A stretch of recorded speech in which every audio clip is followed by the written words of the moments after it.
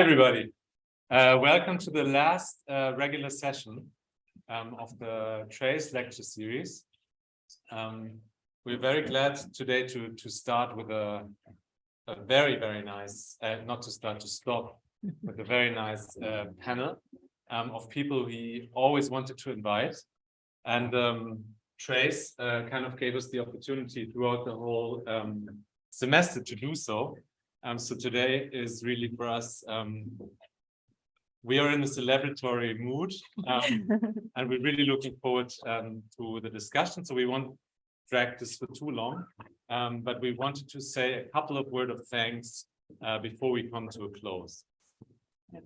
And first of all, I want to thank you as a co-conspirator doing this with me. And we want to thank the whole Trace Marburg team, Annika, Thorsten, Susanne. And then we also want to give a big round of thanks to Tina Kramer, who helped us with the online presence of this lecture series from the Frankfurt. Here from the Center for Conflict Studies, Anna Roak was absolutely instrumental in actually getting the people here. Without her, nobody would actually have been in Marburg.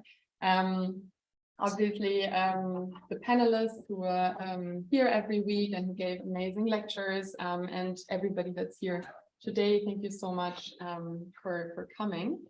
And last but not least, Mariel Henschel and Joschka Dreher, come up here. We have something for you, because also without you guys, none of this would have happened. We wouldn't have had a live stream, we wouldn't have had a camera, a working microphone, nothing. So thank you. And, since we became really proficient in camera technique and film production, we thought we should get this little present. Thank you. That's an amazing job. So thank you so much. It indicates that it was always on the first day. Yeah. So thank you very much for your support. Yeah. Cool.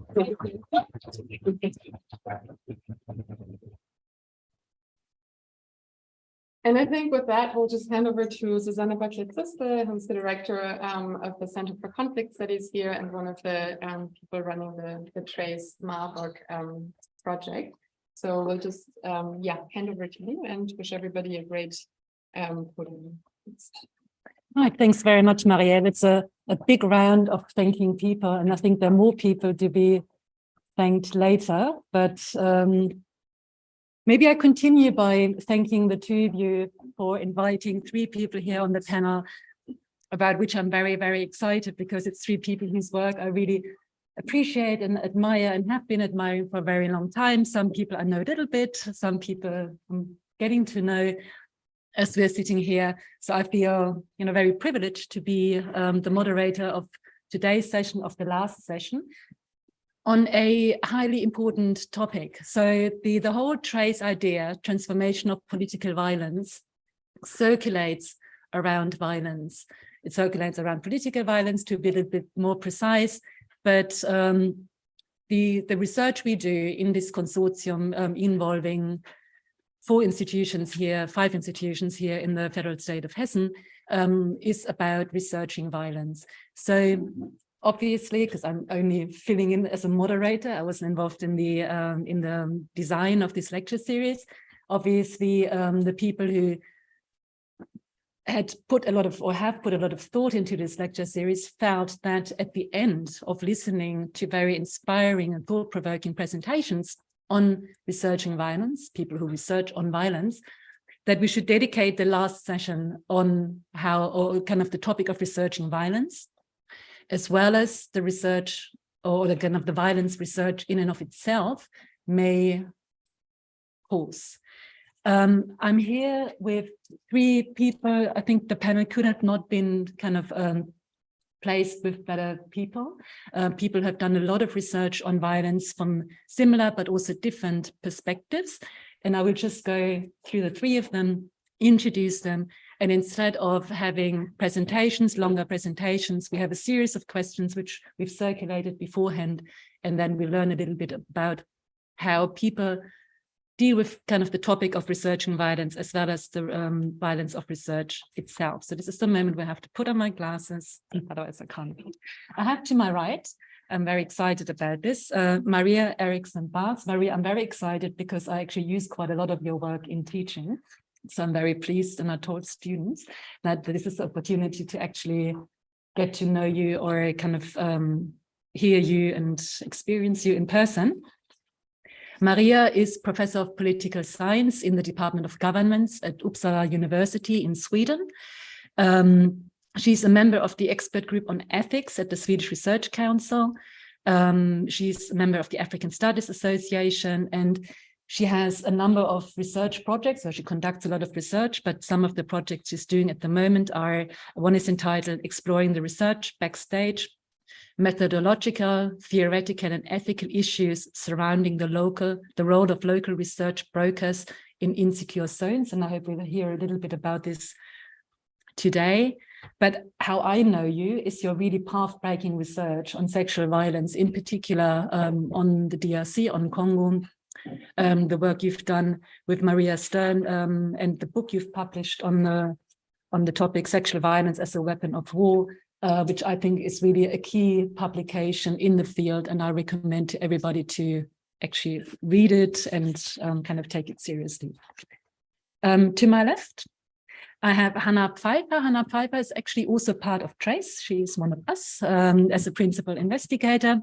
Hanna is Professor of Political Science with a focus on radicalization and violence research at the Goethe-Uni Frankfurt, but she's also associated with the Peace Research Institute Frankfurt, PRIF. She is head of the research group on terrorism in their contract project. And like I said, she's also PI here in our project on transformation of political violence. Hanna, you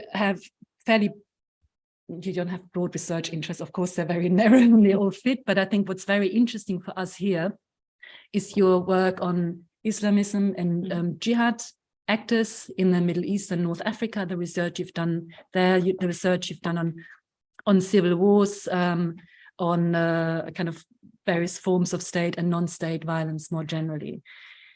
Your monograph, just to mention one publication, is called Discursive Struggles Over World Order, Exploring Encounters Between Islamists and the West. And there are several other publications. I won't go into it, but it's very, very important contribution you can bring to this panel, and I'm very excited. And last, but certainly not least, it's only because you happen to sit at the end of this table, is Philipp Schulz. Philipp is a postdoctoral researcher at the Institute of Intercultural and International Studies at the University of Bremen. He has a PhD from Ulster University. You have a master from Uppsala University, and that's how we are linked, a bachelor from University of Marburg, which is where we first met. And you first started working on sexual violence in northern Uganda. And this is also a kind of very important, this is something that has accompanied you in your research for some time. You have a number of research projects on that particular topic, and you just told me earlier that congratulations, you just got a new grant for a project on love and care in the context of violent conflict. So that's for us, it's very exciting. Your PhD, your monograph is called Male Survivors of Wartime Sexual Violence, Perspective from Northern Uganda. And you've done also a lot of work on LGBTIQ communities and masculinities in this particular concept. And you recently contributed to an edited volume that looks at extraction, researchers' extraction, I saw on your Twitter account. And that is also a very important perspective for us here. I would just start with a fairly general question to the three of you, mainly focus on the risk, kind of the topic risk of researching violence. And I would like to start with you, Maria, with the question, how do the risks conducting research manifest themselves for your research participants in your research on violence? And can you illustrate this a little bit to us, please? Thank you very much, and thank you for inviting me. I'm very happy to be here. So as as you said, I've been researching sexual violence in the Congo, and I have fairly little experience from research with survivors of violence. So Philip will talk more about that. And I did a few interviews also. That's the first time I met Philip. But otherwise, my research, the initial one, was focusing on the perpetrators of violence. So we're doing interviews and more ethnographic work with the Congolese armed forces to try to get their understanding and their explanations to the violence they committed. And that was interesting in the sense that in doing that research, all the questions about risks were sort of focusing on me as a researcher, thinking that I was exposing myself to risk, being in that context, meeting those people, and also being a woman. So it's all sort of the whole discourse around doing that field research, but very much focusing on me as being a risk. So it actually took quite some time before I realized that actually I was putting them in a lot of risks.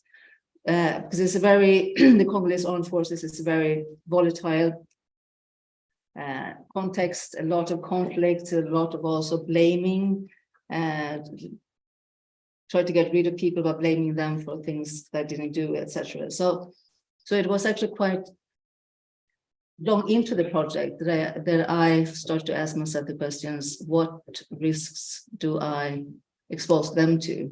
And started realizing that actually, also because the things that they were telling me in the interviews were very critical to their commanders and in general sort of critical questions or discourse. So I know at least 2 or 3 people that actually got into trouble that I heard about afterwards because they were talking to me, or there was an interpretation of it afterwards. But also it sort of begs that question of looking more, that we have this sense of, when we talk about risks, we have this idea that dichotomies between military civilians, perpetrators, victims, etc. And we tend to read, and also very much gendered, that we assume that because I was a woman, that was more at risk than they were. So sort of trying to problematize that is what I learned from that project. But another thing is also, which is connected to a more recent one, is that now we talk about risks or ethics. We tend to focus on the research subjects, the one we interview or the one we engage with, but we tend to forget a very important group, especially in conflict settings, and that are the group which is often named local research assistants or assistants, brokers, fixers, etc. That are so important in order to enable research. And it's not strange that you as students haven't thought about it, because they are totally written out of all research publications. But without the help and assistance of this group, a lot of the research that we do would not be possible. But that's something we might come back to. But that's, if we talk about violence and risks, I think that is a group that is really exposed to violence, and more so because research is being securitized, in the sense that we, especially in the I don't know how it is in Germany, but especially in the US and the UK, there's a strong securitization of research.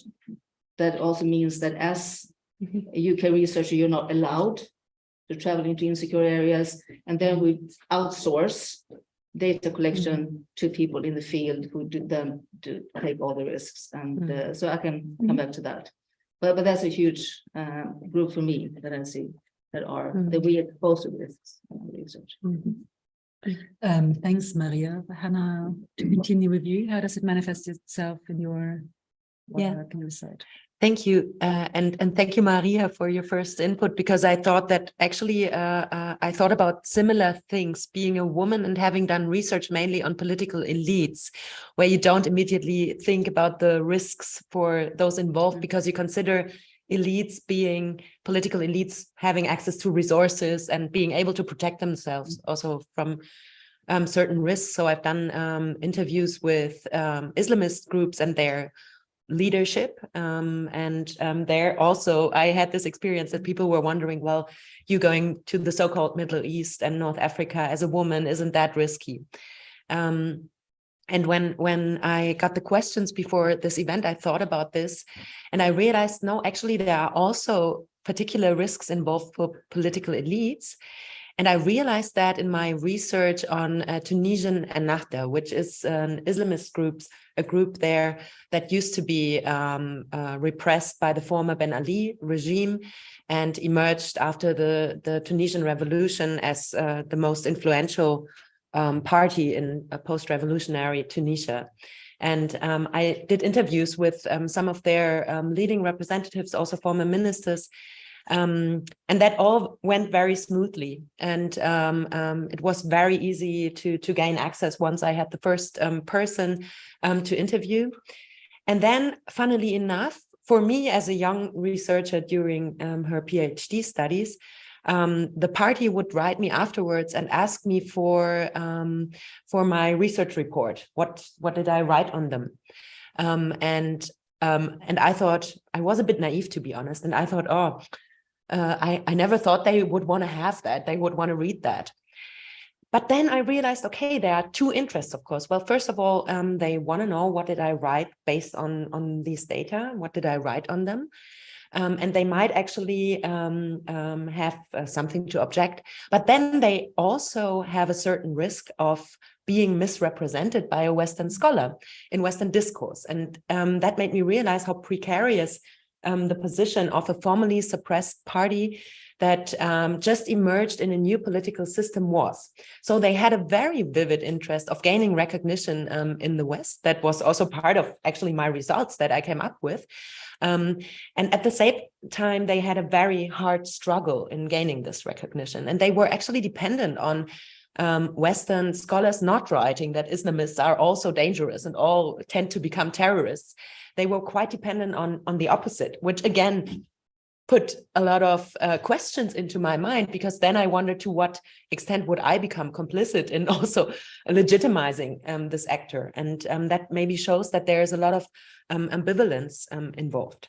And finally, I also thought that, yeah, the person that I least thought about in this whole process was actually a party assistant working for this party and arranging all of these meetings, right? She was extremely helpful. She was a key person to me, but also she is less visible in the research process, right? So she wouldn't show up in the data in that sense, at least not in my research design. And she was key, but of course she also had risks. Imagine, for instance, that I would have written very critically on this actor and she had organized all these interviews. I'm sure that she would have gotten a lot of pressure from the party for giving me access to them. So she is actually a sort of trusted person for both sides. And actually, I like this question that you addressed to me, because it made me realize certain maybe gaps in my own critical reflection on my research, because I also think that we tend to reflect on these questions more when thinking about vulnerable communities, when thinking maybe about local communities rather than elites, rather than perpetrators. I think that maybe this already indicates a certain gap also in the ethical debates we're having. Great. Thank you so much for the invitation. It is indeed very nice to be back here after, 11 or 12 years or more than that, sitting there and now sitting here. What a change of perspective that is in so many ways. And thank you for your input. There's so much that resonates and that I would want to respond to and that we're going to pick up. Interestingly enough, I have never been asked if it wouldn't be too dangerous for me to go to Uganda, to a post-conflict zone, and do this work. But rather, the assumption was always that it will be too risky or too dangerous for those I've been doing my work with, which I think is, relevant. And I'm glad that I've been forced from the very beginning to think with these questions, but also can't help to wonder, what the racialized and gender dimensions of that is, of who's, assumed to be vulnerable and who's assumed to be a risk. But yeah, of course, thinking about these risks in this context is inevitable. So just to give you a bit of context, I've been doing work in northern Uganda since 2011, and I've been doing work specifically with groups of male survivors of sexual violence since also a number of years now, since 2015. And that, of course, raises an awful lot of, ethical sort of risks and challenges and thorny questions. Uganda being northern Uganda being a post-conflict state, but still very much, politically unstable and insecure, with lots of forms of violence persisting. These crimes of sexual violence that I'm investigating, they were perpetrated by soldiers of the government, which is still in power today. So documenting them and speaking about them and bringing attention to that is politically really challenging for those who speak out about that and for those who investigate them. Lots of people in Uganda now who are critical of the regime in the current context have disappeared, have been tortured, have been abducted in recent years. And so there's always like that very real political risk of critiquing, human rights violation by the sitting regime there. In Uganda also, crimes of sexual violence against men are very often equated with homosexuality, and there's often sort of a misunderstanding of what the differences would be, and male survivors are thought to be homosexual in a context where homosexuality is criminalized and heavily stigmatized. So that, in itself also raises lots of risks for research participants to speak about that if their stories become public. Many participants in my research have explained to me how in the communities where they live, when they find out, not necessarily only through the research that we've been doing, but also beforehand, they've been stigmatized or been excluded from the community. So there's lots of real risks involved for them. Yeah, like for instance, I've been back to Uganda last year twice. The first time after the pandemic and after my work, and one time with the privilege of being able to return copies of my book towards my research participants, which has been really nice. And we've planned this really nice celebratory book launch in a nice hotel in Gulu, and I've sort of set everything up and had a caterer and wanted this to be like a really big sort of celebration for them. And then a couple of days before, we learned that there were some rumors that some of the state security agents got to know about that, and the survivors didn't think that would be safe anymore. So we then sort of downsized that and had that in the office space of the organization I worked with, but to avoid where we would have better access and control over who would be there. But so like all of these aspects are some indications, I think, of how some of the risks manifest for the research participants that we do my work with. Okay. Thanks for your answers. I mean, one aspect that is very strong in kind of all your descriptions is that there's some power asymmetry between you as researchers, us as researchers, and the people we engage with in research, the people who conduct some of the research for us. So regarding power asymmetries, maybe we continue with you, Philipp. How do they manifest themselves in your work? Yeah. Again, in lots of different ways. I mean, I think the most obvious is maybe my position as, a white, relatively young Western middle-class man coming into that context in sub-Saharan Africa and doing work with mostly elderly men. So most of the men that I've been working with, they were violated in the 80s. They're, in their 70s, 80s now. They live in very poor rural settings. So there's, an awful lot of inequalities and asymmetries in terms of my socioeconomic political positioning vis-a-vis them. I think maybe the most significant one would really be the socioeconomic differences. One of the things that I've been really struggling with and that sort of sits really uncomfortable with me is sort of this observation over time of how in some ways they just continue to grow the more work I do there. And the more, no matter how relational or participatory or reciprocatory, is that the word? I try to design my work. In some ways, when I would think about first coming there as a PhD student, of course, I would have heavy, socioeconomic privileges vis-a-vis them, but still on a very sort of small stipend. It was for me maybe not considered so much.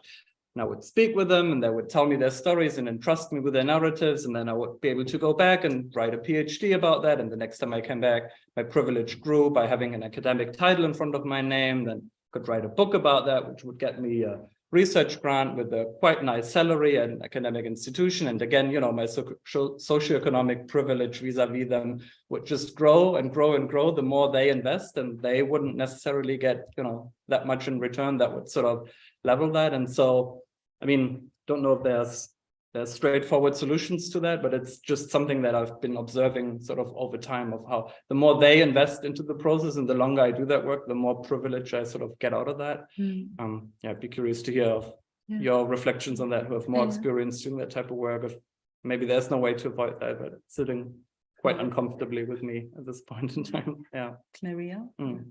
Yes, no, I totally agree. I have the same experience. And I mean, the power inequalities are there everywhere. And I've been reflecting a bit on, because there's been these debates on that we should decolonize interviews and make them more equal. And I never understood that, because I mean, the only part in research where actually the ones, the research participants have some kind of power is in the interviews, where they often try to push what they think is important.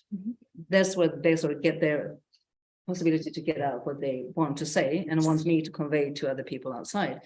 And so the power inequalities, I mean, in addition to privilege, and that we are profiting from it, and the research subjects not most often. It's also in the way that we define what do we do research on, what's important, and especially coming from a more parts of my research being more post-colonial governmentality kind of studies. It's quite theoretical. So we did one study we did with a colleague was on army wives in the Congolese armed forces, who live with the families close with the soldiers in zones of insecurity, extreme poverty, and I mean, in all the indicators, I mean, it's the poverty is extreme. So actually, in one of the interviews I did, I talked to this woman, and then we were finished. She showed me her son was dead, 5 years old, lying on the bed with a blanket on, and asked me if I could contribute to the funeral. And that was a sort of very striking sort of, when I just realized, so here I'm doing interviews with her because I want to write an article about how army wives are governed from a governmental perspective, and here's a dead child. So it's this, you know, so in her views, what I did was totally, I mean, irrelevant. So yes, and in that project, we dealt with it by also writing a policy report focusing on, you know, the livelihoods and the poverty and all that. But I also, I think that is a crucial also power inequality dimension in the way that who defines what we should do research on. What is really important for them is often not what we do research on, I think. I just see some connection in what the two of you just said in terms of people telling stories that they want us to transport elsewhere, and that resonates with what you just said. What's your take on power or your experience in your research, going in terms of power asymmetries that are kind of relating people? Yeah, I mean, I think that this question of a reciprocity and whether that's possible is something that stuck with me after my PhD research, because I did field research in Tunisia and Lebanon, and at least for I mean, these two groups, it would have been very difficult to do the reverse in Germany, right? So to do research on our Christian parties and get access to interviewees. And so there is this very basic epistemic power asymmetry. So for me, it was quite, you know, quite normal that I could become a Middle East expert in Germany, which I increasingly questioned, right, after starting, because yes, I did learn some Arabic, but it's really not great. I mean, it's good enough, but not great. And that would, of course, always be, you know, the first thing that someone would say to a person from Lebanon trying to do research on a CDU. Well, how good is your German? If you don't have German, well, don't even start, right? Then there are all these questions of getting a visa to do research here. For instance, colleagues from from these areas, it's extremely hard to get these visas, and sometimes they don't get them, or they get them too late, and then they have to go back to teaching in their country. And so they cannot do their field research. There's hardly any funding to do such research projects. I mean, it's very interesting that at least for the so-called Middle East, most of the scholars there do research on their own countries or the neighborhood, which has to do with funding structures, with access, with the amount of money you need to do research in a neighboring country as opposed to doing research in Europe, for instance. With all of these things. So one thing that I think is a very basic power asymmetry is the question of could we imagine someone doing the research on us that we do on them? And the answer here, I think, is no. Also in terms of access to political elites, for instance, right? And that is one thing that I thought about. Now, on a maybe more concrete level, I sometimes also thought about the opposite. Can there be a moment where the power relationship reverses itself without me realizing? As I said, because I mean, I don't have the experience of being brought up in the area that I'm doing research on. I could be very naive in certain regards, right? I'm dealing with the legitimizing narratives of certain types of violence or political action of political elites. So they might actually also instrumentalize what I'm saying about them, right? So, and that I think is a fine balance to sort of strike here to, on the one hand, take seriously what people tell me about what they think they are doing, but on the other hand, also not, be too naive and be aware that this can, a power relationship can go both ways. And I think that has a lot to do with what you were saying, that also, of course, in very relative terms, but still, I mean, as a PhD candidate, we are still also at the very beginning of our careers. We are not that experienced, and we are also very dependent in our research on certain structures, and that continues for a while in the German academic system. So the precarity is, of course, something that brings in yet another power relationship into doing this kind of research. And I think in that sense, there's also a need to continue reflecting on these power relationships, because one's own position changes over time, right? Then there comes the academic title, or there come new opportunities because you are tenured or have access to other resources that you can then use in a different way. So I think that's also something to think about, how these questions interconnect. If you have responses to each other, that's fine. Yeah, it's more like a conversation. Just let me. Can I? Yeah, because I think this point that you make about that power is never static, but it changes throughout the whole process, I think is so necessary. And it's something that's not at all reflected or sort of captured in these ethics forms and, the processes that we have to go through. Like, as I said, when I first went to Northern Uganda, I was 22 or something, considered a young boy. Last time I went back after 11 years, I had 2 children and I was married. So I was finally a man, as my, research participants have proudly explained to me. That has, had a profound impact on sort of my positionality and my privilege. But also I've been thinking the points that you made make me think about examples as when we have to fill out these ethics forms, right? I'm sure you all had to fill out how you will navigate risks for your research participants, and how, there's always an assumption that you or we as the Western researchers are always in control of power and will always have a certain power and be able to navigate all of those risks.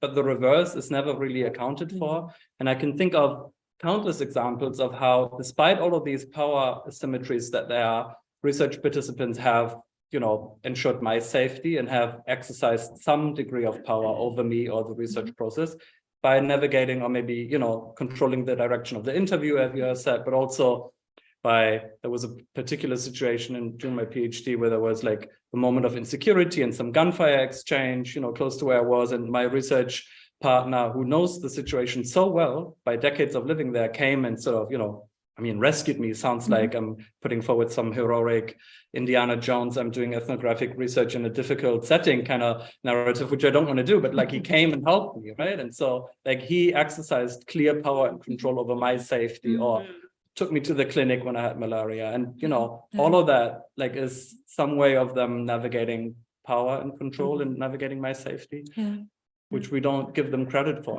I think. Still can relate to that. Yeah. Yeah, I can make it. Yeah. Comment on that. No. I mean, because you have that whole idea as you talk about. I mean, in this ethics or guidelines, it's researcher responsibility that we are supposed to have take responsibility. But as you say, and we just recently completed a project on that, looking into, as I mentioned before, what we then call facilitating researcher, which is a complicated concept, but is instead of these more negative kind of concepts like research assistant and so forth. So basically it's the people who are facilitating research in the fields, who are sort of in between the researcher and the research, and also assume all responsibility, I would say. So we've been doing research in the Congo and Sierra Leone and India into these, the roles they play, and they play a crucial role in securing the researcher, and also in doing all these different other kinds of work. So that whole idea of us being responsible is not how it looks like. So it's also coming back then to the question of because doing that research, even if we did it because we knew that there was a lot of problems involved, it was quite shocking and sad to see how we, as privileged researchers, how we treat these group of researchers, and not just how we write them out totally from research publications, nor promote ourselves as the capable, daring, kind of successful researcher, but also if you look at the insecurity. And actually, one of the people we interviewed in Uganda when I met you the first time was a male survivor of sexual violence who was raped because, as a consequence of being an assistant to a US research team doing research on sexual violence in the Congo. So I mean, that's an extreme example, but in doing this research, there's so much cases of these people being exposed to extreme insecurities, being beaten, being incarcerated, and so forth. And there's no sort of insurance for them, and also basically really they are the ones taking the risks, and that's something that's not talked about at all. And they don't even have the opportunity to talk back. So there's nobody, can't even tell you. I mean, no, exactly. Since also they are totally written away from the publication. So even we had, and I discussed, well, I mentioned that before, but interesting also looking at research publications. So some of them, we realized when doing the project that actually the author of the article never set the foot in the country. But you can never tell by reading the article, you can never tell that was the case, because it's so vaguely written, like third person kind of formulations or we kind of things. But actually the one claiming the rights for this work actually never put their foot in the country. So all the research then is being done by others, and then you take credit for it. And you have a similar situation also with journalism. So you have so I would say that we are actually not better than journalists, almost the worst. I mean, there was a big discussion in Germany, probably also in Sweden, with kind of assistants in Afghanistan, yes, that were brought back or not brought back. But I mean, I don't know whether you have anything to add to that. What about the opposite kind of engagement? I understand from what you said earlier, Philipp, when you said you went back with your book, very proud that you actually forged relations, probably been working in and been traveling to, say, northern Uganda for 12 years now, if I count correctly. Other friendships, relationships, trustful engagements as well. Oh yeah, I mean, lots of that. Hopefully more of that sort than the other sort, but yeah, I mean, that also doesn't come without its challenges, I think, right? Like it requires lots of expectation management, I think, to sort of set that out from the very beginning of what is in there possibly for them and what will be in there for me. I've also tried to sort of circumvent some of these challenges by trying to do research that is more participatory, as much as that is possible, also within the structures of a PhD, sort of study, where if I would go to my supervisors or the ethics committee and tell them I want to go to Uganda and ask these people what they want to do, and then I'll construct my research question out of that, I think that wouldn't have landed very well. And yet I've still tried to sort of, engage them a little bit in the process of telling them what I'm interested in. Would that be something they think would be relevant too? I've had the privilege of working through an organization in Uganda, the Refugee Law Project, that you two know very well as well, which has been to at least try and situate my study as part of an ongoing engagement with these groups, rather than doing this typical coming in, gaining access, asking my questions, getting out, coming back and doing the courtesy visit of giving them some sort of copy of it and then sort of disappearing, but being able to know that there is some constant engagement after that. I've also tried to sort of do the data collection in ways that would involve benefits for them. So most of the work has been with groups of male survivors who sort of found themselves together in associations. And one of the things they said would be really helpful for them would be if they could have a constitution for their group, but they didn't know how to do that. So after we did our group discussions, we sat down together and drafted a constitution for them so they could go and register it at the government level. And so, there were some sort of small elements of reciprocity baked into that. And I think that can help to reduce some of these inequalities. But we also, I think, need to free ourselves from the illusion that you can ever undo that, or this idea that you have mentioned of decolonizing research. I mean, if I go there, it can never be decolonial. How could that be? There's always a taint of colonialism in that. And, also if I would work with brokers, it would still be, a more extractive process, and we can never really level up, I think, the small bits they can get out of that. I don't know if that was where your question was sort of aiming for. It was probably not. But leading to the next question on okay, well, thank you. You're welcome. On extraction, I mean, there's we go to places like you just said. We we gather knowledge, we come back, we build our careers on it, our reputation, our status. Do you think about this extractive aspect of our work? I know, I mean, you just used the word yourself, Philipp, and I saw that you had this article, chapter in the book that's coming out on that topic, so I couldn't find the book. It will come out soon. But is that something that you have on your mind, and how do we engage with it? I mean, I did, it's a long time ago, but I did work in Rwanda on the kind of whatever after the genocide, and it just made me feel really bad all the time. That I extract knowledge and then go home. Yeah. And I have had no good way of dealing with it, but do you? I mean, but you continue doing it, which is great. Yeah. Yeah. I mean, to be honest, yeah, I thought. I mean, here also, I think I'm in a deep learning process, and I'm thinking about that for an upcoming project that that will deal with schools and the educational sector in Iraq, and. I was thinking that actually, I mean, if you already extract the data and you won't necessarily be able to, escape this general mechanism, whether at least what you do with the data could then also serve the purposes of the communities or the people that you are doing research with. That would, of course, imply that we diversify a bit our production. I really liked your example of this constitution, right?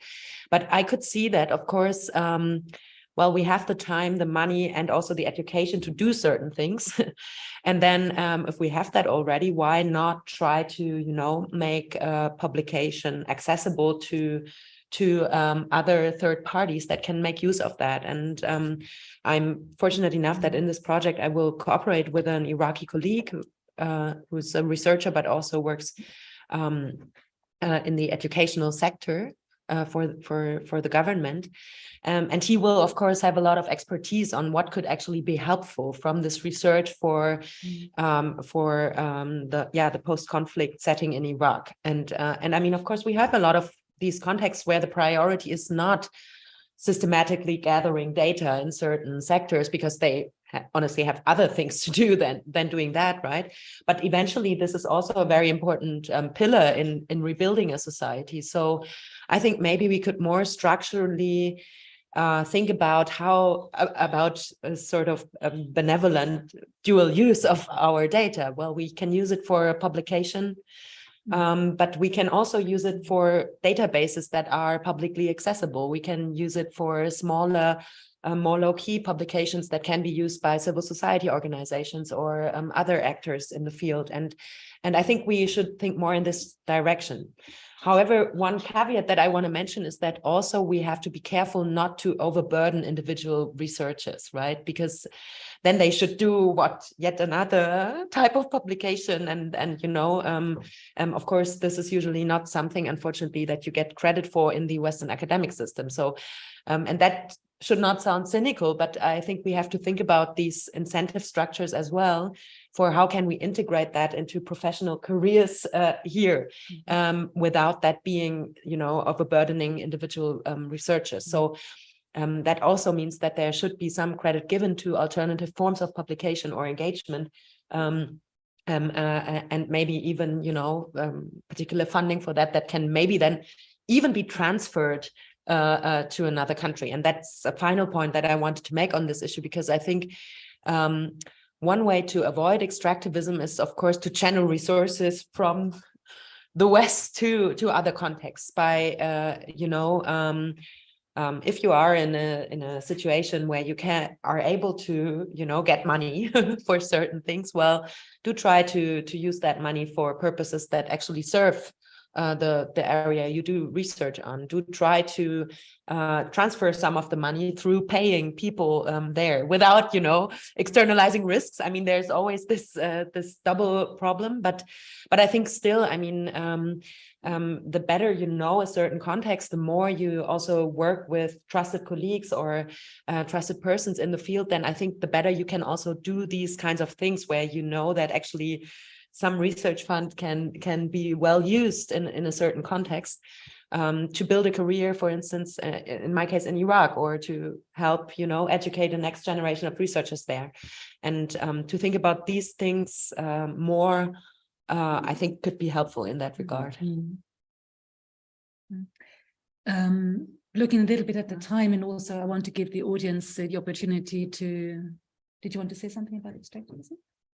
No, I mean, maybe just add, because I mean, I think that's what you just said. I mean, try to more formulate projects that are based on the interests of research collaborators in these countries. I think is really, I mean, important, but also in trying to do that, you also see the conflict, because often the priorities in terms of research, at least in the Congo, does not fly with the Research Council in Sweden. So there's also clash in, I mean, as you know, academia is a very sort of sensitive field in terms of trends, and certain issues are more sexy than others and needs to get funding for. And often I see sort of a mismatch in terms of what you get funding for and what the priorities are with my colleagues in the Congo. The sort of often doesn't really match.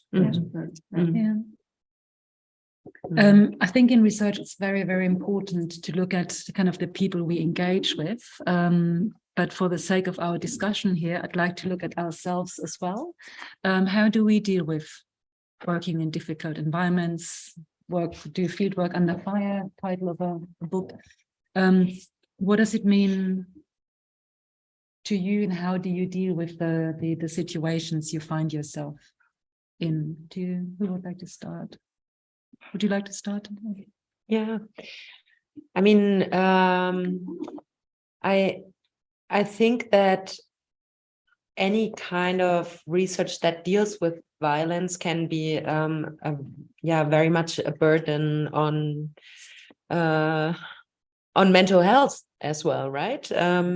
Because I was just thinking that it's not only the direct encounter in field research, but also certain types of data, of course, that you deal with when you do violence research, displays of violence, or even, you know, reading about violence the whole time. I mean, it can be, I think, a very, burdensome job. And I find it extremely important to, look for colleagues that know these experiences to talk to, right? So I think a type of peer-to-peer supervision setting. I mean, we are not yet there where you have actually professional supervision, I think that becomes more important. So I'm lucky enough that I'm not in this situation. But of course, I already mentioned that we have a lot of colleagues and researchers that were themselves part of a violent conflict and have experienced that and do research on that as well. And there, of course, there's an even greater danger of re-traumatization and the need for some kind of relief, also more professional relief, I think. But I think that this question of how to deal with a constant presence of violence more directly or more indirectly in one's individual life is an important one, and peer-to-peer supervision or regular exchange on these matters can help with that. And then, of course, taking breaks is also, I think, very important, and to do that early enough. And it's not only important in terms of mental health and for these considerations for one's own safety, but also I think for improving research, right? So I think a certain distancing every now and then is necessary also for the analytical process, and that's something that I find important. However, I think that I'm not one like with in that sense the hard case topics, because I'm looking a lot at violence through more indirect data, right? The legitimation of violence, talking about violence. And so I think that maybe my two other colleagues will have more insights on this topic. Mariel? Philipp? Sure. I don't know if I have much more insights. I mean, I have certainly my own experiences and wouldn't want to deny that, listening to these sensitive stories of abuse and of violence and of maybe sitting there with someone who entrusts you their most intimate story and cries in the process has like a very profound psychological and emotional impact. For me, there's actually been less heavily felt while being in Uganda and doing the type of work, because you're, you know that yourself, right? You're constantly sort of switched on, you have to function, you're sort of excited about it, there's always something happening.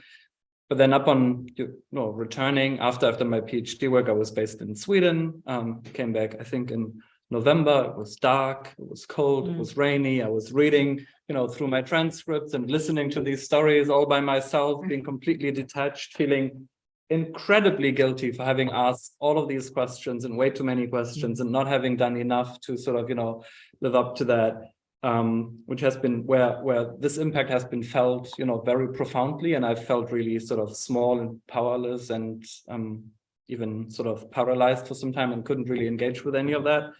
And yeah, what has helped me in that context is exactly what you said. I think, finding people to do this work with and to think with collaboratively, not to just write about that all by myself, but be in conversation with people. Your partnership with Maria, I think, is like a leading example of how well to do that and what the benefits of that are. I mean, you can maybe speak more about that yourself. That maybe there's also challenges to that, which of course working with co-authors and people that is, but like, trying to sort of escape that individualism of what academia also often is in doing that. And I mean, oftentimes I think it's really good that we have open debates about that and that we acknowledge that. And yet I think we also, again, need to be mindful of not centering ourselves too much into that, because the difficulties that I experience are nothing compared to the difficulties that, the people that I work with and who tell me their stories are. And I think there's a real danger of writing ourselves too much into that story, which, again, it's not to deny that we should talk about that. And then also one last point about this, how we deal with that. I mean, it's good that we have these discussions. I think there's also been more and more attention to sort of ways of self-care as a researcher. I think that's probably the wrong approach, because it's like self-care is this very individualizing neoliberal idea. Had the privilege of writing an article with 4 colleagues last year, which we were able to call More Than Bubble Bath and Chocolate Pralines. How we sort of engage with that, like this idea of, light yourself a little candle and do a yoga class and eat some chocolate pralines and then you'll be fine again. Doesn't really work with all these structural issues and these structural, gaps that there are. And instead, sort of the article is more a call for embracing an idea of community care, where we look after one another and collectively, inspired by Black feminists thinking about, you know, Sarah Ahmed and Bell Hooks' ideas of, community care and embracing the relational bits of that, which I think ties back into some of the ideas or the things we talked about before, right? That research is always inherently relational, and so must maybe be also the ways in which we deal with some of that. Yeah. And that ties in with your new project as well on love and care. Yes. Excellent. Yeah. Oh, can't wait. And send the article. Yeah. So people ask us if you want to read the article, we can forward it. Sure. We put it in the show notes. I think that's what people say. Yeah. You collaborate a lot. Yes. But I think I would mainly just underscore what you said. I think it's extremely important not to center ourselves. So I mean, of course, it was difficult. I mean, also interviewing the perpetrators of violence, because they were also exposed to a lot of violence, a lot of trauma and horrible stories. So of course that was difficult, but I mean, it still doesn't compare. So I do find this, because we have this trend now in research that's focusing on research of traumas and care and take care of ourselves. I mean, it's just that for me, it's just amazingly lack of recognizing privilege. I mean, so my recommendation to people is, if you can't handle it, don't do it. But don't sort of indulge in your own traumas in doing it, because then don't do it. There's something sort of not really matching there, I think. So yes, but also can say that it has been that difficult, also because you talk to people, and also it helps to always think about that in comparison, what I'm experiencing is nothing at all, and that also helps you to sort of let it go. Thank you thus far. I've just looked at the time. It's 5:10, and would like to open the floor to people here. And if you don't have any questions, I have many more, but I want to give you the opportunity to also pose some questions to the three panelists.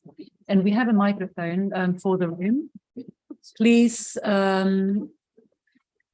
introduce yourself. It's a little bit tricky when you speak into the microphone. It doesn't enhance your voice. You're not louder. The microphone is really only there for people who are watching us online, because they can then hear you. They can't hear you through that microphone on the table.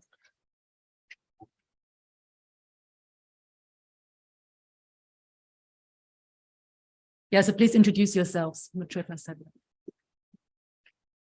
Hi, thanks. My name is Mariel. I study peace and conflict from the University of Kent, Marburg, that joint thing. Thank you so much. It was really, really interesting listening to the panel today. I have two intensely naive questions. I apologize in advance.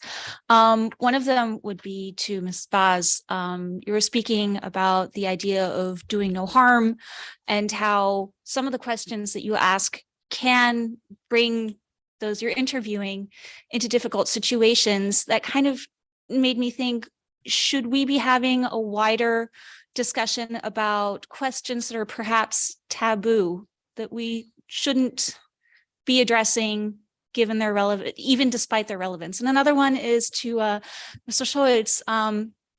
You were talking about, people revealing their trauma, and how for you personally as a researcher, it was also a painful experience to relive it with them.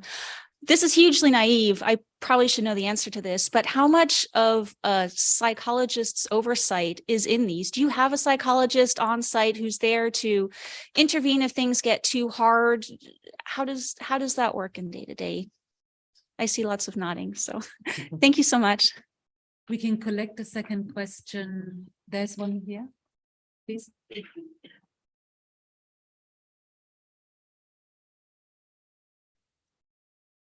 Hi, thank you for your intervention. I am a master's student in international studies from Italy.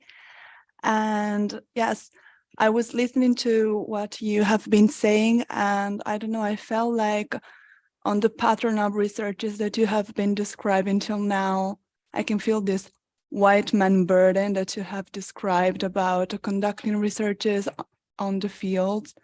And I don't know, I instantly assimilated that with the peacekeeping operation and how there is this white man burden there. Do you feel it? Do you feel the similarities, or it's just me? Okay, Maria, would you like to start? I mean, to any questions Yeah. in particular, the one on Dunham?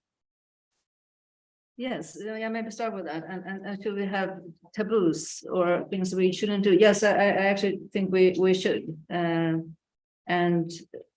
I felt that for a long time with regards to sexual violence research or studies. So because when we started in 2005, I think we were one of the first who started in the Congo, and then it suddenly exploded. I think I got like 10 at least emails a day from other researchers or students or journalists who wanted to do something about sexual violence in the Congo. And it's just like, don't do it. Yeah. So I do think there are areas where we shouldn't go or just realize that this is, so I'm not saying that you shouldn't, I'm just saying that that has been really also drawing people because you want the attention, because it's a sexy topic and you will get attention. So even had PhD students in health who told me that they were supposed to do their PhD on maternal health care in the Congo, but they got advices from the supervisors to say, no, go into sexual violence because that's where the attention is, that's where the citations will be, and that's where further your careers. So I definitely think that we should think more about not doing things, and also when we do that, also think about, which I think would have been a useful guidance in terms of researching on sexual violence in the Congo, would be to, would I do this in Sweden? Would I expose this group of victims of violence to these kinds of questions? Would I feel comfortable with that? No. And if you don't do it in the Congo. So I mean, also I think it's useful to compare. Would I do this here? Would I think that that would be a reasonable thing to do? And if not, no, don't do it. Should I go next? Yeah. Thank you so much for your questions. I don't think they are naive at all. I think they're very important. I'll start with your second question, because that's very concrete, and I understood that was addressed to me about the psychological oversight. Yeah. So in my case, I've been privileged to work with this organization, the Refugee Law Project, through which I've been able to gain access and navigate my relationship with them, but which also enabled me that all of my interaction with these groups of survivors was always in the presence of two staff from the organization who've been working with them for decades now. One of them was a trained psychologist and one of them was a trained social worker. So in case it would have ever been necessary, there was that support. And, also afterwards, there was always sort of a direct line between them and the organization and the level of trust, which without that, I also wouldn't have felt comfortable to do that. And I think that was really important. And so, yeah, your question, I think, is really, really relevant there. And then your second question about taboo questions. I mean, yes, I would underscore, like I do when I read your articles, everything that you've said or written. I think Marsha Henry has written this really cool blog post a couple of years ago, which I think is called 10 Reasons for Why You Should Not Write Your MA Thesis About Sexual Violence. And I think that's a really good guidance before you sort of start thinking about that, which I maybe should have read before or take it seriously before. But of course, also, if you go down that path, yeah, there are so many taboo questions you shouldn't ask. So like in my case, for instance, I've never asked any of the men that I've worked with anything, I've never prompted them to tell me what happened to you. Have you been sexually violated and how? But, the discussions we've had were always geared towards, my research question, so to speak, was what does justice mean to you as a group of survivors? How to define justice. And that would always lead into a discussion guided by them, sort of situating their views on that in relation to what happened to them. So they did speak about that, but they were never sort of put on the spot, and you can still debate about that. Well, yeah, having a discussion about that, and we all know what their reality is. There was maybe no way out, but, I've never sort of put them on the spot and asked them about that. So I think there's definitely questions you shouldn't ask, and there may be also ways to go about that. And still get sort of the full picture there. The white man's burden is still in the room. Yeah, I've avoided that strategically. Not because I don't think it's relevant, but I'm still sort of thinking about it. Yes, I mean, I'm happy to weigh in, but if you want to go first, no. Yeah, I mean, I think I want to answer more abstractly first, because I would have to think about that as well a bit longer, but it maybe ties in nicely with what has been said, and we can maybe then add more statements on that. But I think one important answer is a version of what Maria answered earlier to the question of how do we feel when doing research. And I think we should more often maybe, not focus so much on us as individual researchers, but make ourselves aware that we are, of course, part of a discourse in Germany or Europe, where how that discourse goes will also have an impact on how a future develops elsewhere in the world. So, and that means that we could think about the position that we have in our society to make certain things heard, and to reflect more on, well, do I have to follow each and every trend in research? Or can I say, well, I find a particularly, or I find a particular problem in how certain discourses represent a phenomenon, or how certain phenomena are off view in political circles. And that could, for instance, inspire certain of your research takes. So my answer is a bit indirect. My answer is, well, what's the alternative, right? And I think we should make use of our abilities of doing research, but we should maybe more often also not see only the academic value, but the social and political power that we have here, right? And maybe to make that more clear, I mean, in my field, I'm particularly disturbed by a very securitizing and often very broad and inadequate discourse about Islamism, which basically, on the one end of the spectrum puts together Muslim communities with ISIS and other jihadists, and that all goes into political Islam, politicized Islam, or Islamism, right? So, of course, one contribution that research can then do, informed research can then do, is to try to influence this discourse, which will have ramifications for intervention policies. And these questions will have ramifications for how a security discourse is organized. I mean, not to say that my publications are read very widely in political circles, but still you can, also make use of a certain position and maybe think more about this when designing research projects, and reflect on this position as well. I mean, there will always be, I think you said it, this inescapable power asymmetry in certain regards. But I think the alternative is not to say, well, we don't do this kind of research anymore, because we have the resources also to change certain things that can go wrong in the future, right? So that's a very indirect answer, but and it depends on, not thinking too much about ourselves and how we feel about everything, but more about what can we do for a global society in that sense. I mean, do you want to add something to that? You don't want to? No, that's fine. Okay. Other questions? There's one more.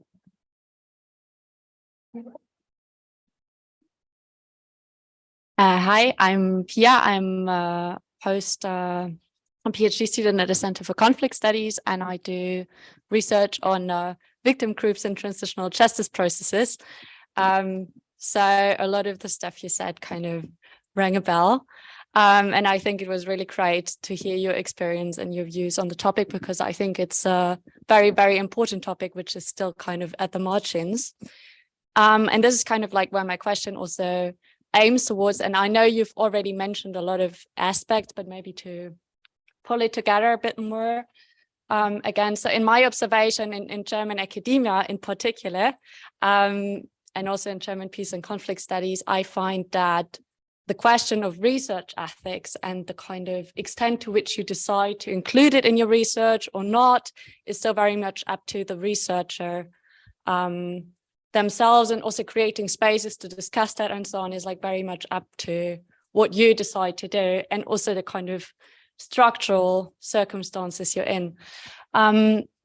So my question would maybe be, how can we maybe better integrate the question of research ethics in German peace and conflict studies or in German academia in make it an essential part of research processes beyond these individual kind of choices and responsibilities, and how do we find maybe a more systematic approach while not making it only technocratic, because that's what we see with a lot of research committees as well. Then it's all about insurance and actually not about the well-being of research participants anymore.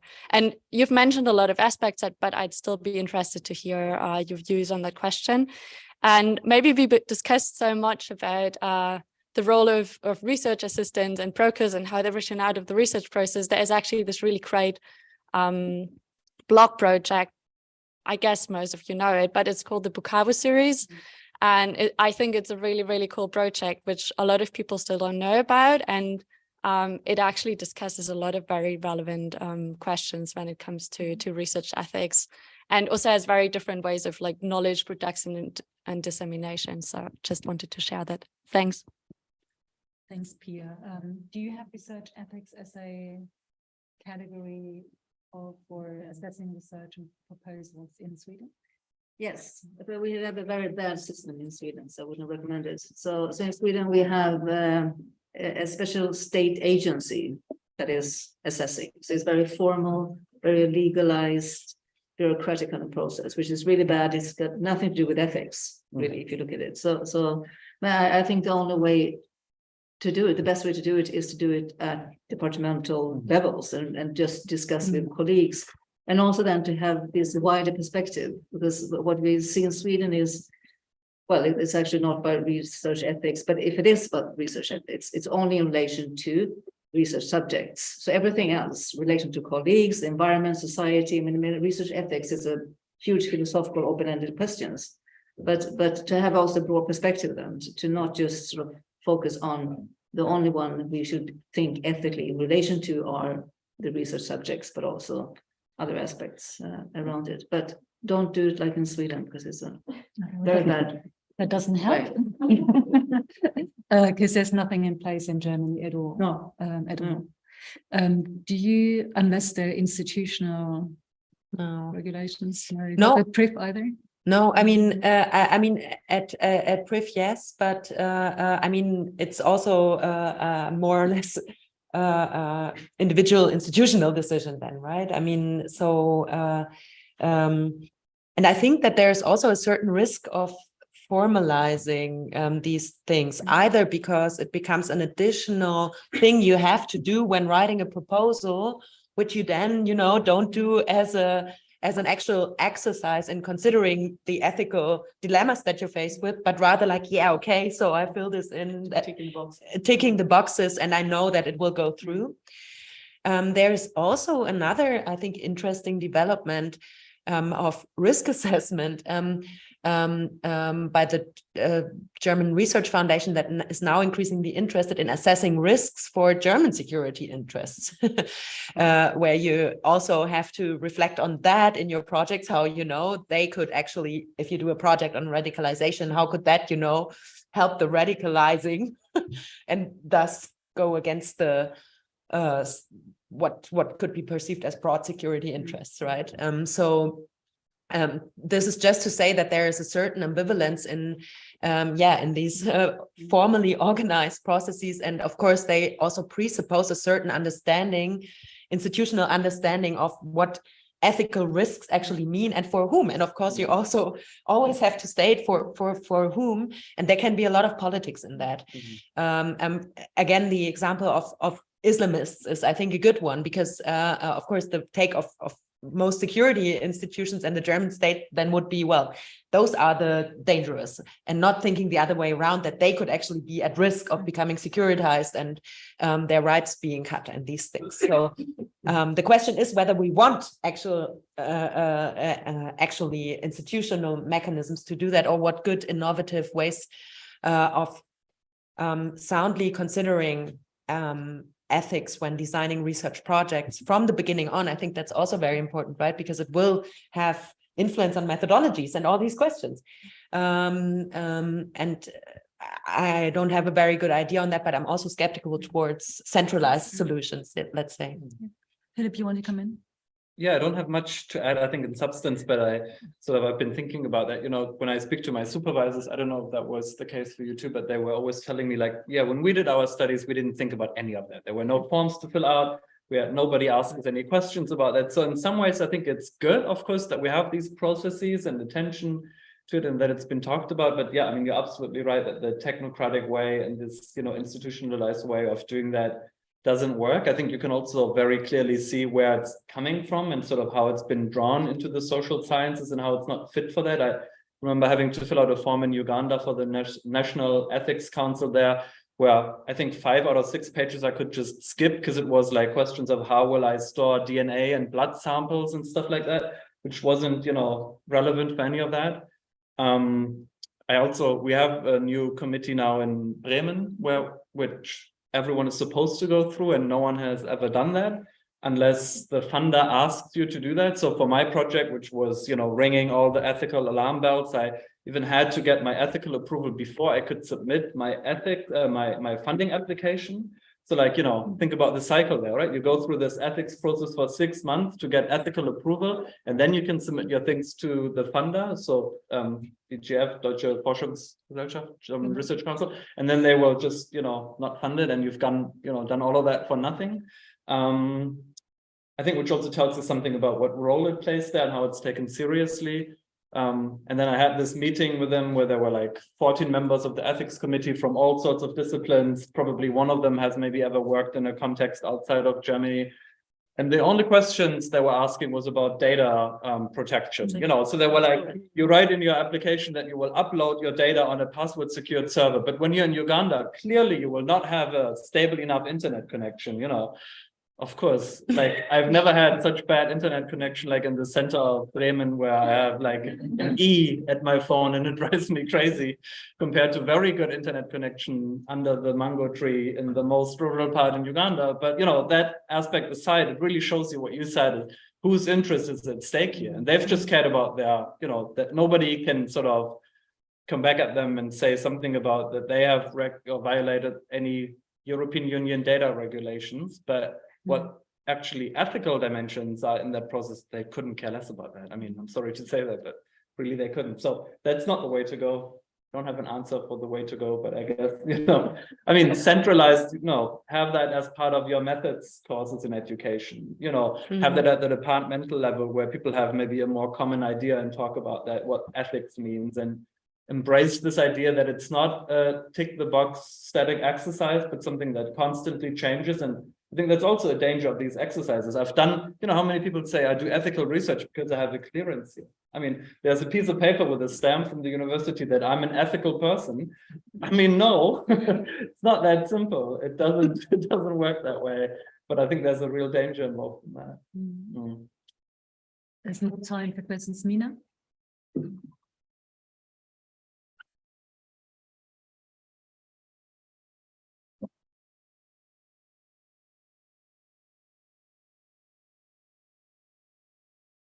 Yeah, thank you so much for this great roundtable. My name is Mina Ibrahim. I'm a researcher at the Center for Conflict Studies as well.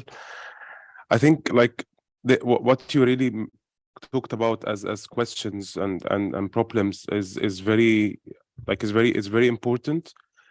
And I think like what is really common between, even to build on what Pia said, the last question is like the problem is the institutional problem. Like this is something that we have to face, that the knowledge production happens far away from where the knowledge is gathered. Like this is something that, like there is a gap between not only between the knowledge production and where knowledge is gathered, but also between the knowledge production and where the knowledge also is circulated after its production. This is something like it's this. I mean, it's everywhere in academia. It's very sad to mention this. So talking about this institutionalized problem, like with respect to ethics, right? So we are talking about ethics and these ethical forms, and people have consent. And of course, I mean, I'm sure you met during your field work when people give you the consent and then you do the interview, and then they tell you later that you don't want this interview to be published or to be there anymore. So what we can do? And these questions are a lot, and we also have cases of researchers who come to the Middle East, like for example, because I'm from Egypt, so and then they use, for example, Arabic sources as primary sources, and then they add to it secondary sources, which are the theories and and these other levels of analysis. So on ethical level and intellectual level as well, this kind of idea of this gap, happens. So what I'm really suggesting as really a practical solution is to really add in, I don't know if it's possible in German academia or any other academic endeavor, but I mean to think really of collaborating with research centers in these countries that we do research in, not only as collaborators or interlocutors, but also as partners in the knowledge production and the knowledge circulation, and people who in the grant applications to have really this section for these people to have really money for this partnership, not just that about reciprocity or about like supporting the local researchers or local communities, but no, this should be an integrated part of any research application that we apply for as researchers here. Thank you. Is there a second question to collect? Felix.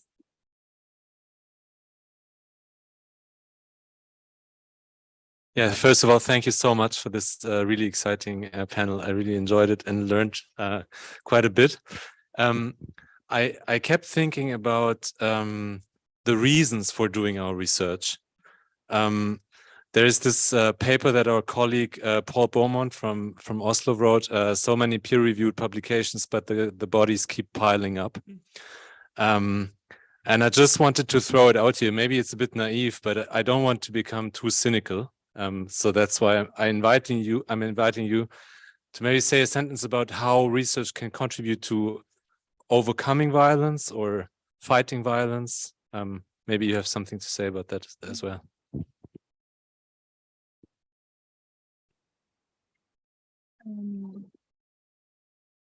Thanks very much, Felix. And maybe I can add almost like a last and closing question. I can also add a third question to what we've collected so far. You said earlier, Maria, I thought it was quite a very strong statement, and yeah, kind of I'm with you on that one. If you can't deal with it, you just don't do it. But why do we keep doing it? I mean, obviously we can somehow deal with it, but what motivates us? Considering that we all feel, and I think I speak for the four of us here, a little bit uncomfortable about what we're actually doing and see a lot of ethical problems within, but we keep doing it. So going back almost to Felix's question, where's the value? What is it, what contribute? And that links in with Mina's question, what's the contribution of the knowledge produced by us, and how can we produce it differently and circulate it differently? Philipp, do you want to start? I hope I'm balancing. Sorry, no. Maria, you want to start? Did I get my balancing right? Okay. I'm happy either way, but I mean... Yeah. Maybe the last to speak, so you... Okay. Oh, yes. That's a difficult question. Yes, no, I totally agree on what we need to do is collaboration, and not, as it is usually done in Sweden at least, that you apply for money and then you maybe have somebody named, some collaborate somewhere, but often not. And that's not collaboration, but really collaborate and also in all the phases of it, in what do we do research on and how is it designed, and especially the budgets. That was also an interesting finding in the research we did, was that facilitating researchers had no idea of the global budget. They had no idea, because the researchers would never show it because they would be ashamed of it. So they just say that, yeah, this is the money we have to field work. That's what you get. So really have collaboration throughout, starting and to the end. Yes, and institutional problems. I think that's, and also what motivates us. I think that what one of the main problems is that we are not honest enough.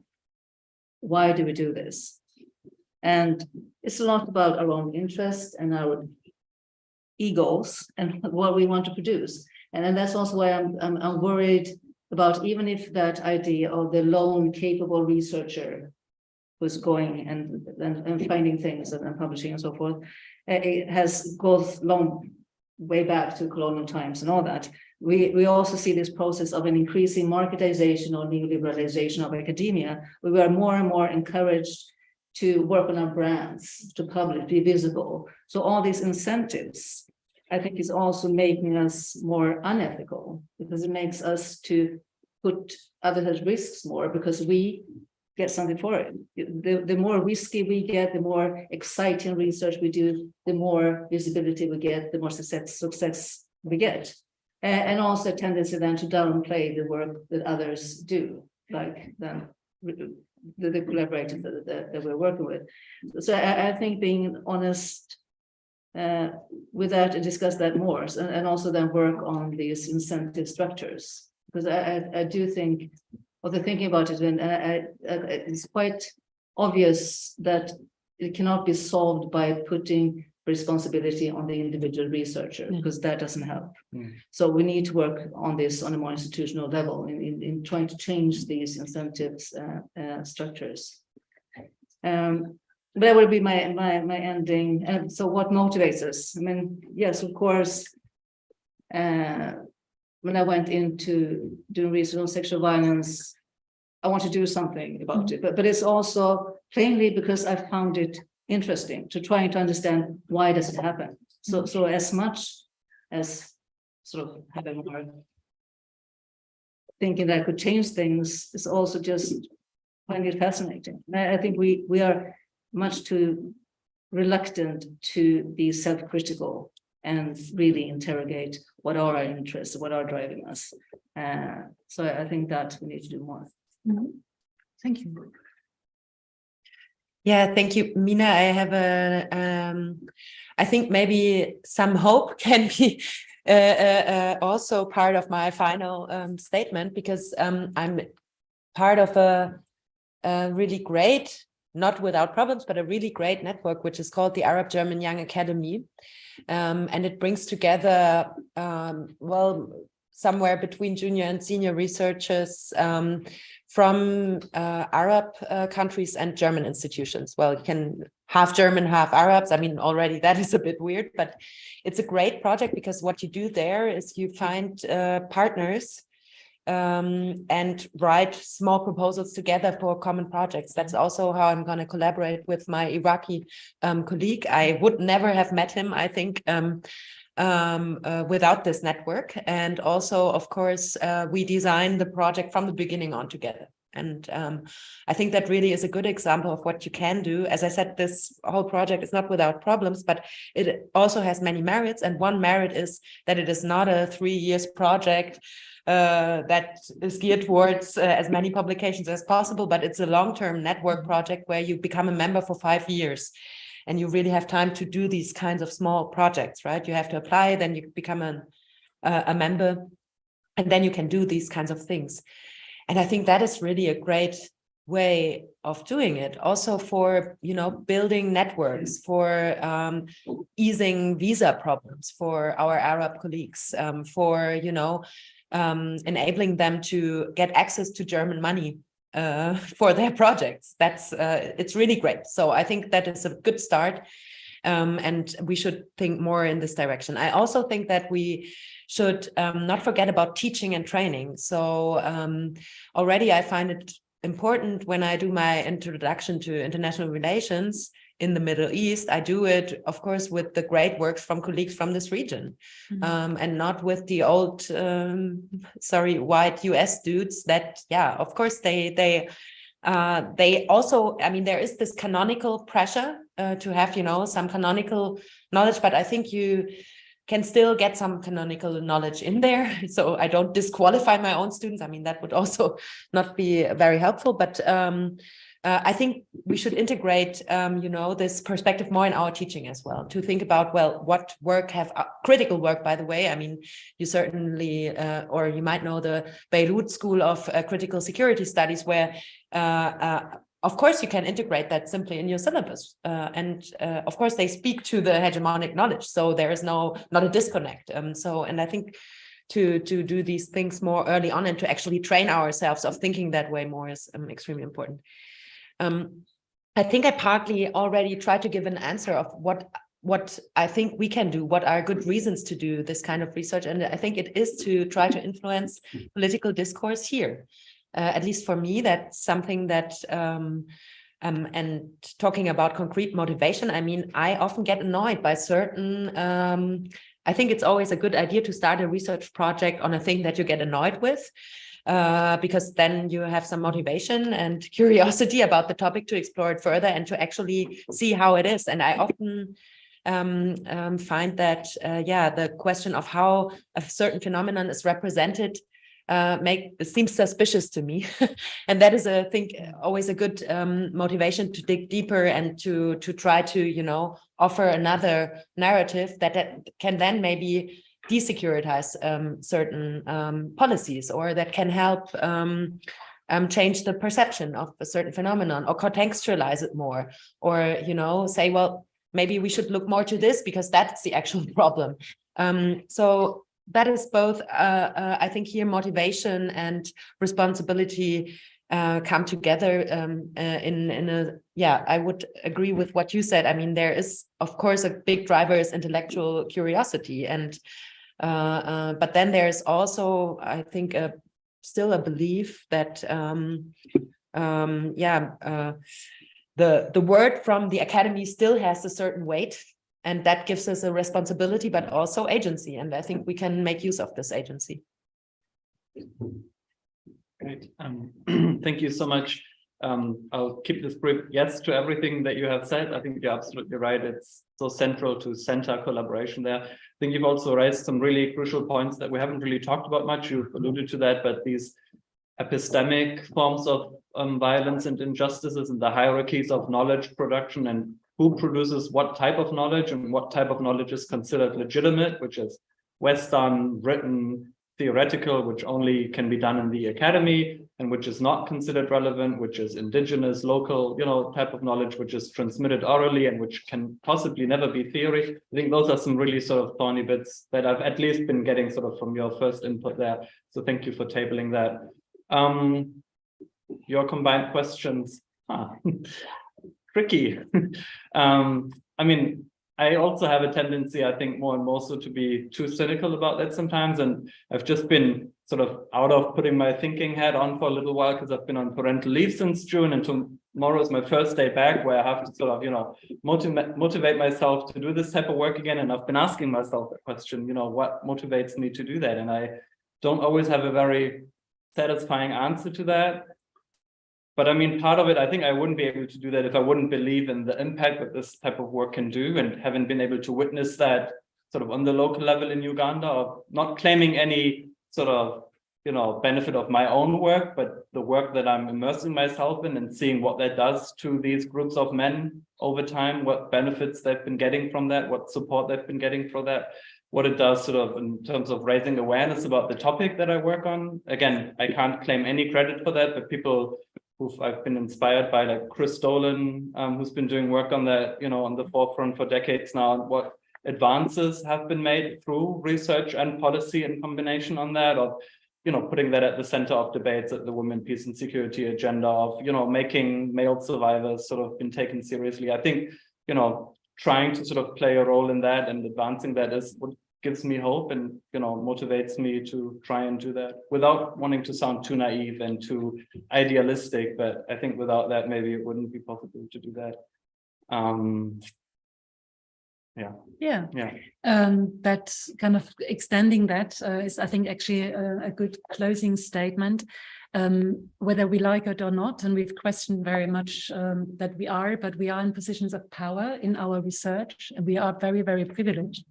This is problematic in many ways, but we can also use our power to, like it was suggested, decolonize curriculums. We can try from our powerful position to add to decolonizing knowledge. We can kind of bring agenda set and bring topics into the public debate that we find relevant, or where we feel that maybe in terms of transfer, there should be kind of more political action. And that is, like I said, it's a very privileged position. Given that we are in it, we might as well also use it to contribute to some form of change as much as we can. This is the end of our panel. This is also almost the end of their research kind of Ringvorlesung lecture series here. You might say something about next week in a moment, but maybe because I'm not one of the organizers, even though part of Trace, I can use this opportunity to very much thank the two people who masterminded the whole lecture series in this term, who brought to us people from very, very different places in Germany, outside of Germany, to present their work on research and violence related to gender, related to visuals, related to the environment, related to intersectionality, related to post-colonial aspects. So, well, it's Mariel Reiss and Felix Anderl. Thank you very much.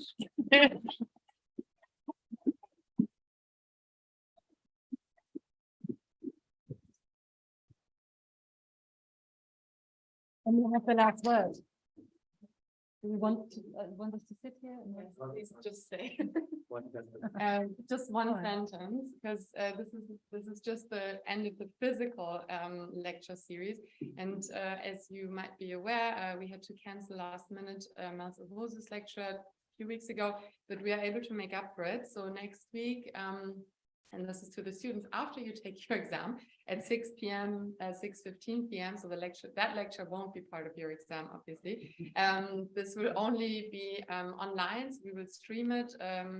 Unfortunately, Mats can't come, but they will speak on the alchemy and violence, a decolonial approach to peace. And we're very much looking forward to that last session. And thank you so much, Susanne, for moderating today. And thank you all for coming. And thank you all for coming. Thank you. Yeah. Thanks. Thanks to the panelists.